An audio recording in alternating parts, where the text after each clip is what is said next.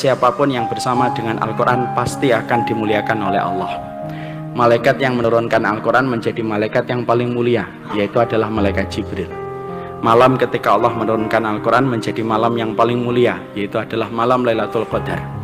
Bulan Allah menurunkan Al-Quran menjadi bulan yang paling mulia, yaitu adalah bulan Ramadan. Dan laki-laki yang diturunkan kepadanya Al-Quran menjadi laki-laki yang paling mulia, yaitu adalah Rasulullah SAW. Dan disitulah akhirnya kita mendapati bahwasanya siapapun yang ingin meraih dan memperoleh kemuliaan itu cuma satu, bagaimana kehidupannya dibersamakan dengan Al-Quran. Karena siapapun yang bersama dengan Al-Quran pasti akan mulia. Dan Al-Quran itu merupakan mukjizat terbesar yang Allah turunkan pada kehidupan manusia. Mukjizat ini menenggelamkan mukjizat-mukjizat yang lainnya tanpa menafikan bagaimana keutamaan mukjizat yang lainnya. Mukjizat Al-Quran itu mengalahkan mukjizat Nabi Musa dengan tongkatnya yang mampu merubah lautan menjadi daratan.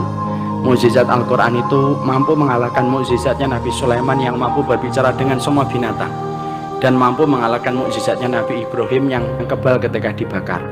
Karena semua mukjizat para nabi dan mukjizat para rasul itu hilang bersama dengan wafatnya mereka. Adapun mukjizat Nabi Muhammad, walaupun dulu saya ketika waktu kecil suka bingung kenapa mukjizatnya Rasulullah itu hanya Al-Quran, tapi ternyata baru saya tahu ternyata Al-Quran itu bukan hanya mukjizat, tapi mukjizat yang paling besar.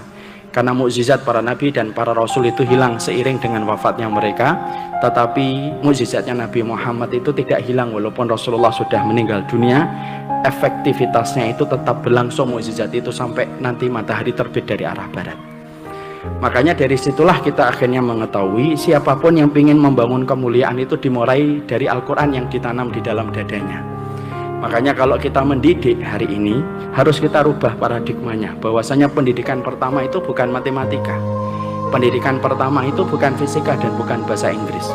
Tapi bagi kaum yang beriman kepada hari akhir, ketika telah mengimani semua perkataan Rasulullah, pendidikan pertama dalam kehidupan anak itu adalah Al-Quran. Karena Al-Quran itu apabila telah hidup pada kehidupan seseorang, maka sesungguhnya mukjizat itu sudah ada di dalam dada anak itu. Dan kalau mukjizat itu sudah hidup dalam dada seseorang, maka Allah itu tidak punya alasan untuk tidak menolong orang yang di dalam dadanya itu ada Al-Quran.